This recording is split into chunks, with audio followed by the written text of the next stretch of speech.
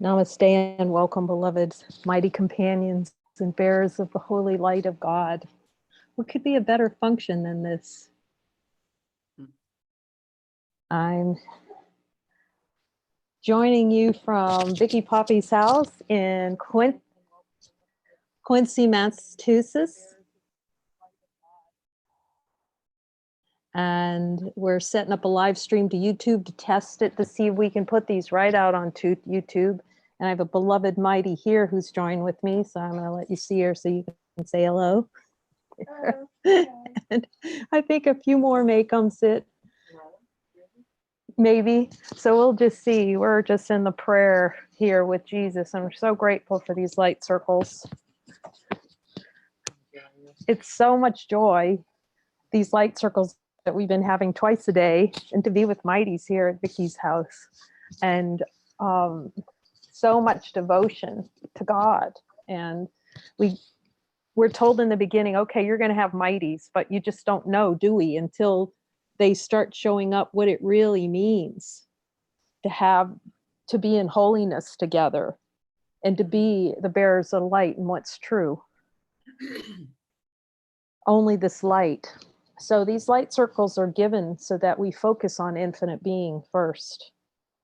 The power we have as infinite being to see that we are light, and then look with Jesus at all the beliefs from A Course in Miracles. He's saying every belief is given in that book, and we can go through them, and as each one is looked at in the light of truth, we can see that they're untrue, and they're quickly burned in the light of our divine being. So today we will look at some of these beliefs. The last couple of days we've been looking at core beliefs, the 4 core beliefs.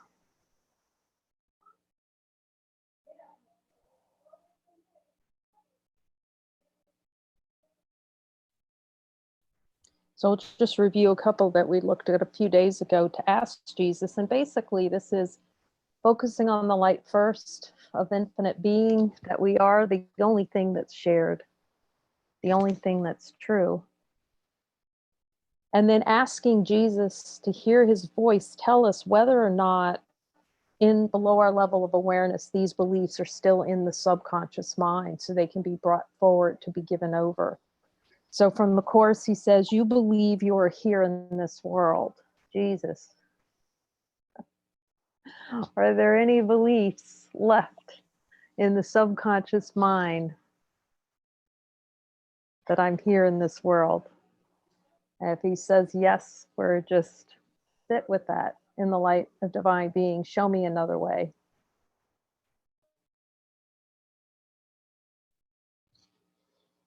We're admitting what the beliefs are. And beliefs are the power of to manifest a dream, the dream of separation. Thus, beliefs are an expression of the desire for experience something other than God. So you believe you are here in this world, thus, Jesus says you have a desire for an experience of being here in this world. So, Jesus, show me any desires I have to be and experience this world over the true reality.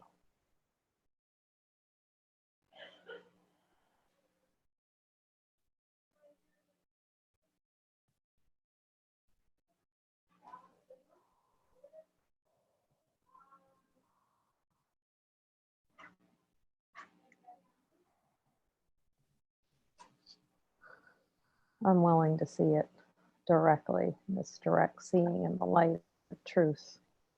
In the light of divine being. Does the light of divine being know anything about being in this world? The infinite light that we are. And hear his answer. Our answer. You see, infinite being knows nothing about this world. You believe that you must escape from the ego. Thus, you have a desire for an experience of trying to escape the ego. Are there any desires for the experience to escape the ego in the subconscious mind? I'm willing to see it.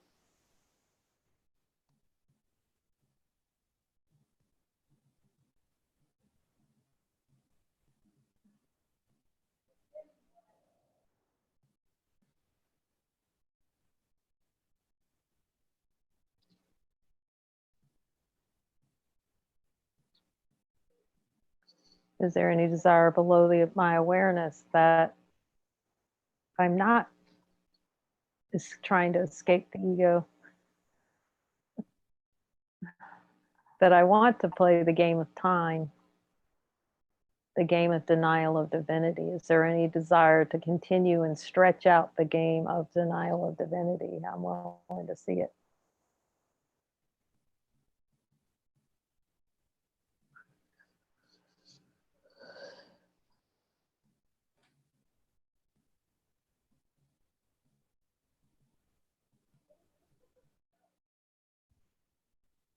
You believe you are separate. Therefore, you desire an experience in which you feel separate. Jesus, will you show me where there's a desire for the experience of separation?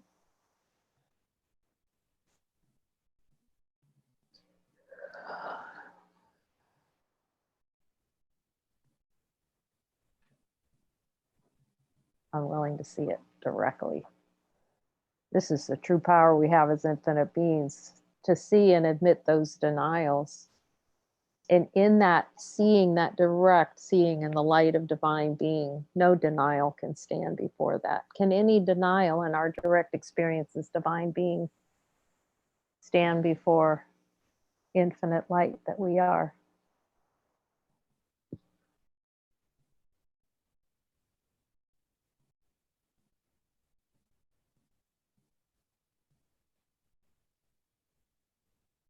Does infinite being, the light of infinite being, know anything about being separate in our direct experience?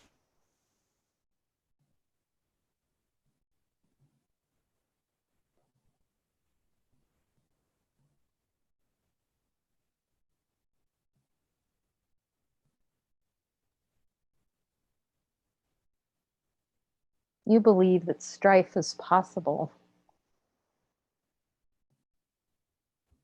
Thus, you desire an experience in which you experience strife. That strife is actually recognized as being real. Jesus, is there any desire below my level of awareness to experience strife? I'm willing to see it.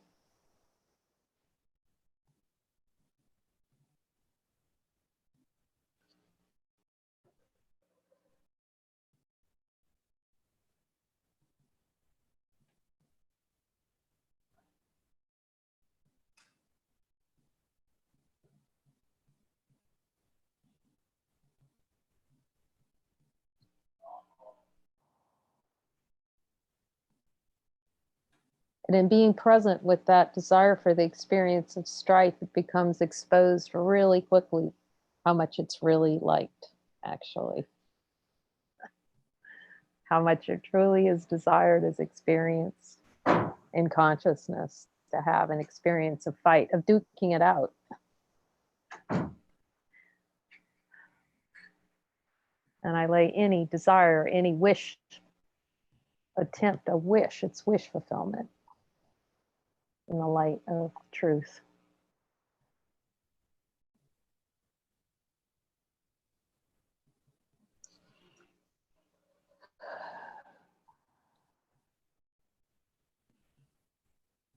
You believe it's possible to attack God.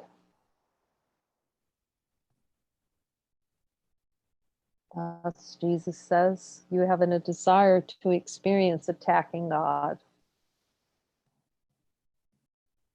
Is there a desire? I'm willing to see that energetic investment in attacking God.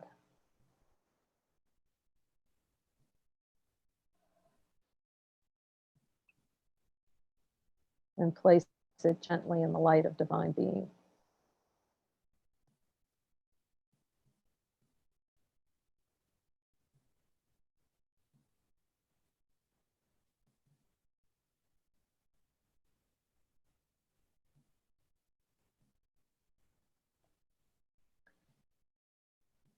Jesus is saying, you would rather attack your brother and believe that your brother can be attacked and that you would be attacked than know that attack is impossible.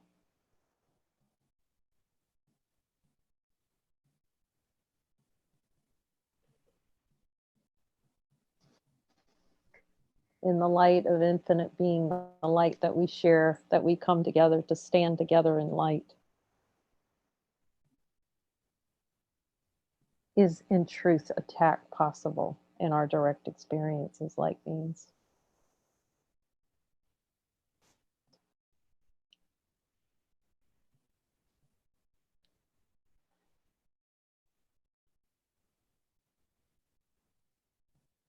Can attack be found in direct experience when it's really looked at?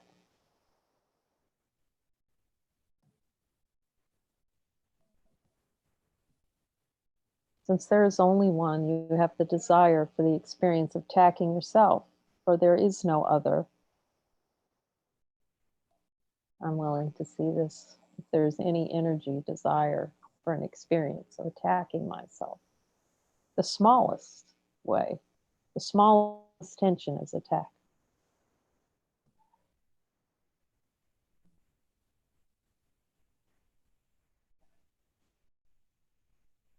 The smallest flinch, actually, Jesus is saying, is attack. The tiniest tension.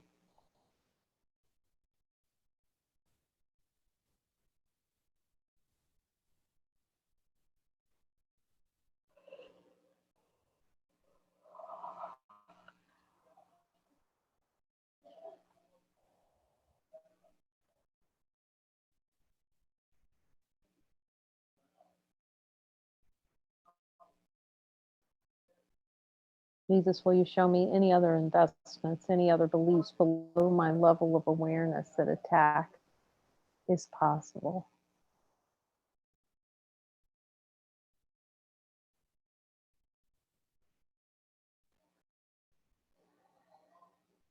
I'm willing to see it in the light of divine being with you.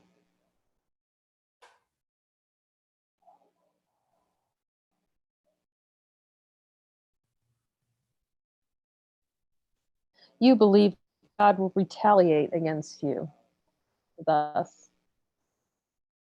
you desire an experience in which God retaliates against you.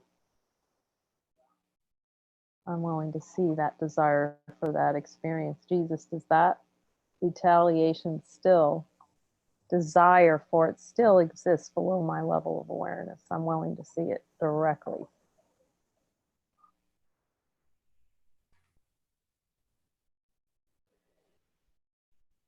And when you hear him say yes, just be with it. That's the experience here. Just admit it. Okay, I want it.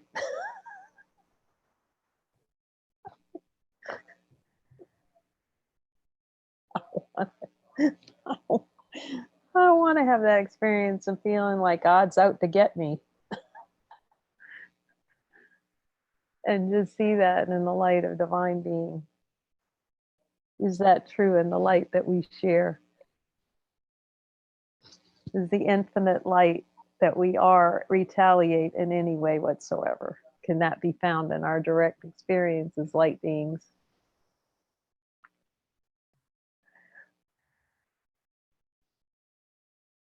This is the play within the dream, the shadow puppeting, shadow puppets. One thought beating up on another thought without anything actually happening.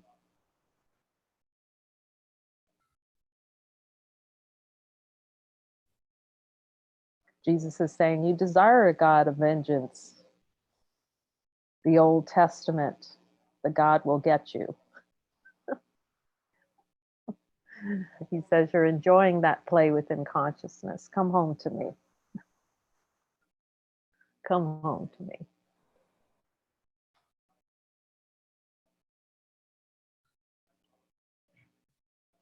You believe that the world can retaliate against you. More retaliation. Thus the defenses and the protection You desire an experience of being retaliated against the world, the grievance, to create a world and have it retaliate against you for that experience. Jesus, nothing to see anymore. Retaliation desires.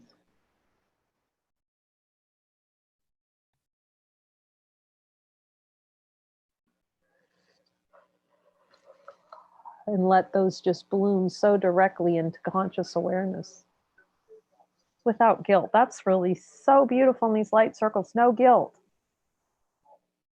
Get out of jail free card right here. Self-imposed jail. Just look at the thoughts so easily and so quickly with Jesus, what we believe, so we can laugh.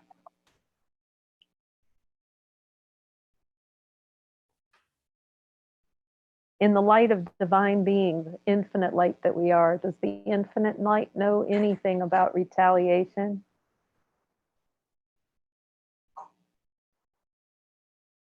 We see it's unknown in this infinite light that we share. And only appears in the dream when there's a desire for the experience. You believe you can think apart from God.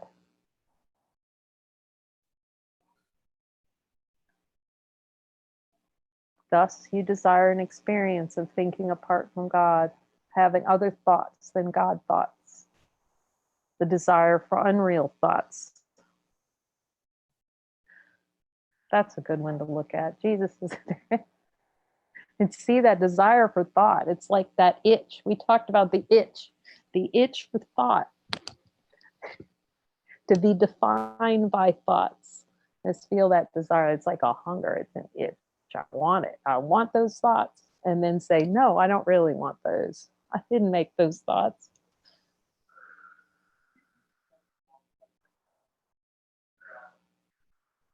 To deny the silence. To cover over infinite, vast silence.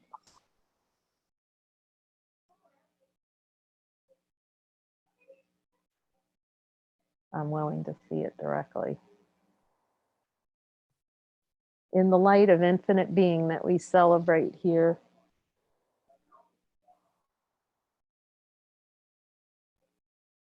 can thoughts, feelings, emotions, can any of that cover over the infinite light that's here? The light of divine being.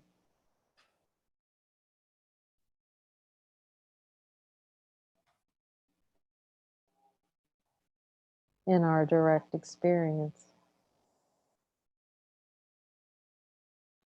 I'm getting a message that the internet is unstable, so we'll see how it goes.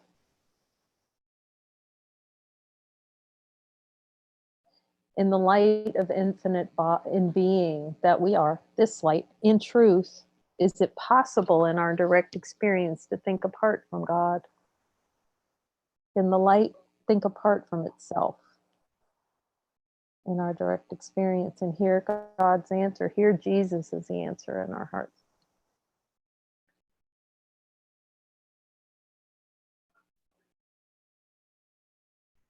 The play in consciousness, to have thought and play in thought and define ourselves in thought.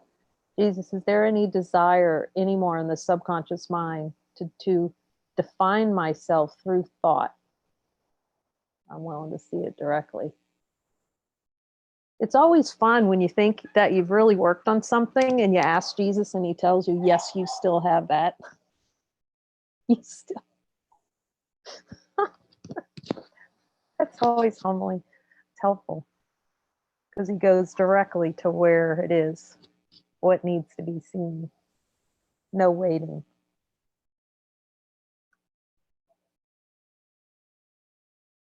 And that desire, that itch to think apart from God is a good one, to sit with the energy of that wanting of the I, personal identity.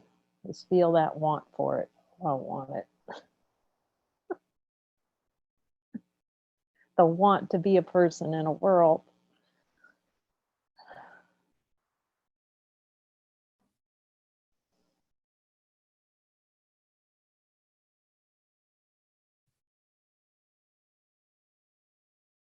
the itch for pain and suffering experience. You believe you order your own thoughts. Underlying that is the belief that thoughts are orderable, that thoughts can have order. This is a really helpful thing to see, the impossibility of ordering any thought, that thoughts have no order. I give everything I see, everything it has, all the meaning it has for me, which is directly ordering thoughts, thoughts being ordered. Thoughts having, one thought having more meaning than another thought. This is powerful to see. And wanting to have an experience in which we order our thoughts. Jesus, is there any desire for an experience of ordering thoughts?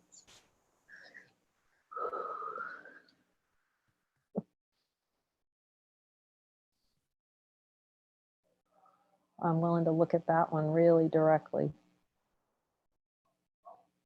The disappearance of the universe depends on that one. Any ordering, because infinite light, does infinite light know anything about order? As we're here, we're infinite beings. When we look at the perspective of infinite light, can order be found? Relative. All of relativity, the entire relative world comes from ordering thoughts.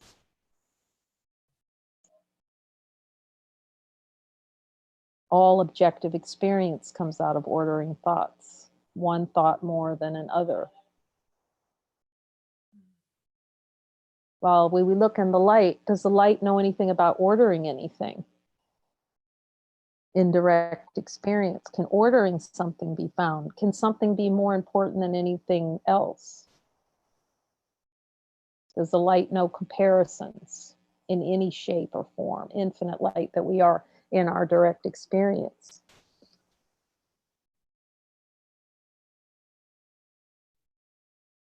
It just is. Ordering is creating other, miscreation of other, of the experience of other. To order is to say something is more important than something else. It creates a something comparative. Yet we see that the infinite light, is there any relativity? Is anything relative to anything in infinite light?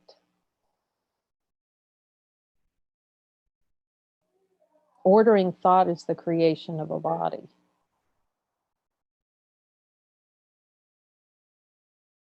Miscreation of a dream of a body. Yet we see what's here before a body arises. Infinite light, infinite love. Ordering thought is the immediate limitation on attempt to have an experience that where the light is limited. The recognition of light is limited. Yet we can see, even if thoughts are pretend order, can the light be limited in any way? This is happiness, no order. Ego says, oh, that sounds terrible. What do you mean there's no order to thoughts? What do you mean something's not more important than something else? As infinite beings, we know. Yet we see the power we have to miscreate through ordering thoughts. Jesus, I'm willing to give over any ordering thoughts. It's the immediate miscreation of a universe that does not exist.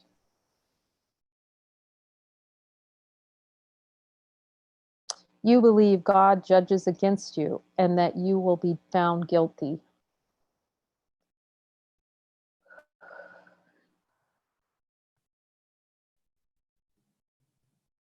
Wow, this is all these. He's so true. That's what we are finding out, don't we? That everything he says is true. Jesus, is there a desire in the subconscious mind to have an experience where God judges me against me and I'm going to be guilty? Can that be found in the subconscious mind? Is there anything else I need to see around that in a belief that God judges against me and being found guilty, finding myself guilty for the creation of this world. That's a good one to look at, actually. Jesus, is there any energetic investment in the experience of feeling guilt over the creation of this world? I'm willing to see it directly, right in the light with you.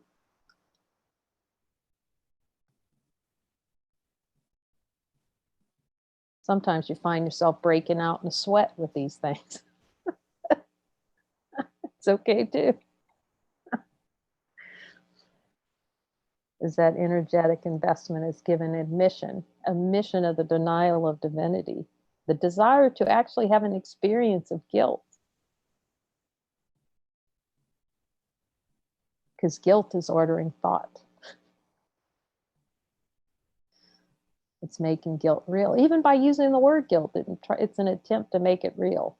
I have guilt. It's making what's arising in consciousness, a contraction, appear to be real. That I create a world and this means I must be guilty, while it's really a desired experience. The only way anything appears in consciousness is if it's desired, as Jesus is telling us. We're seeing this.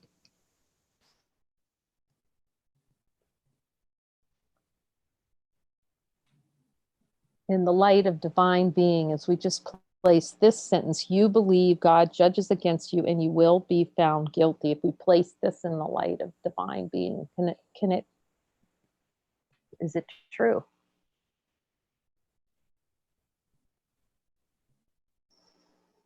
In the light of infinite being that we celebrate here, is guilt true?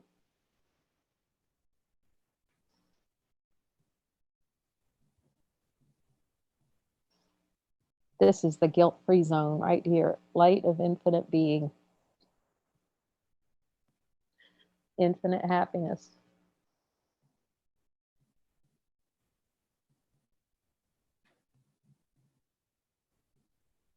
Even the desire for something does not create guilt, but it feels like it does.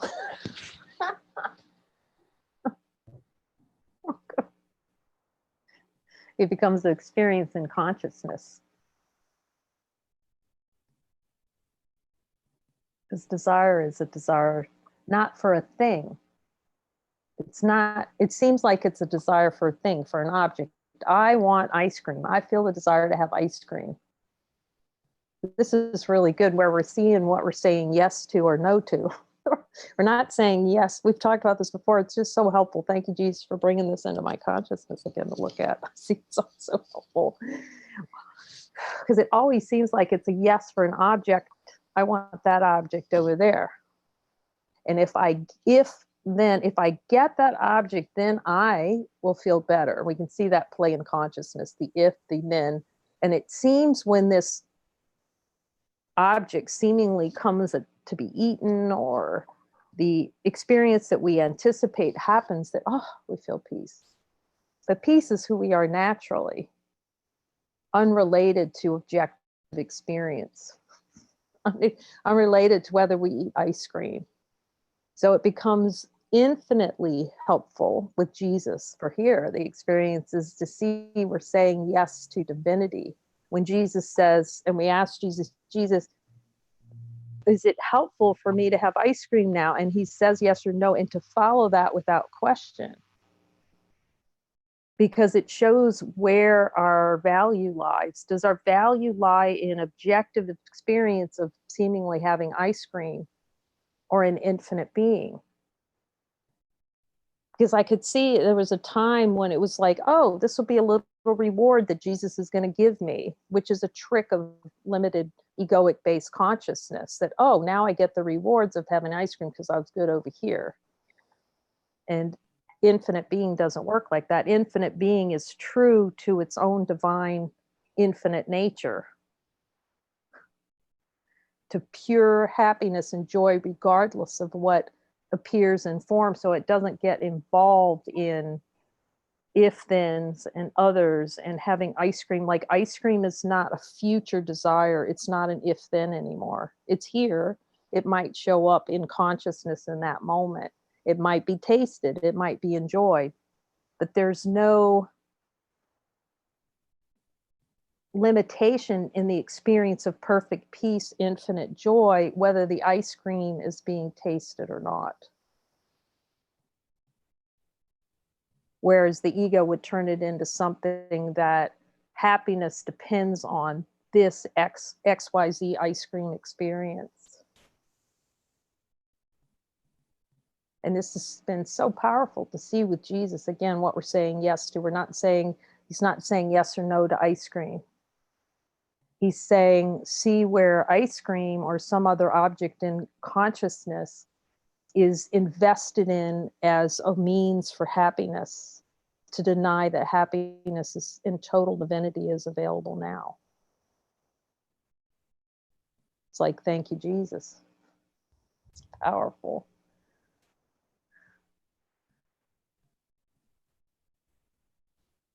To see that no object stands before the light of God that we share. Infinite being.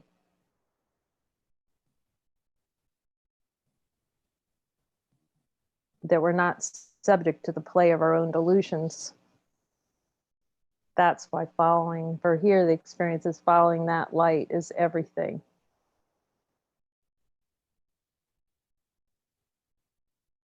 It's the only thing of value. And that's why it's so helpful to come with these mighties too here.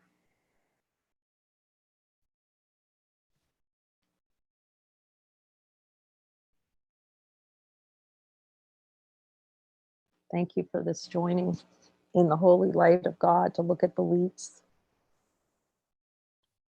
And to see if we're not subject to our own delusions. But it might play like that in consciousness. But the Son of God is unimpacted. And we celebrate this every day, twice a day, and I'm grateful for it. And I send you all big hugs. So good to see you, Anthea and Mike. Maybe we'll get to see you one of these times, Mike. We love you. Thank you. Thank you. Bye to my beloveds in Mexico.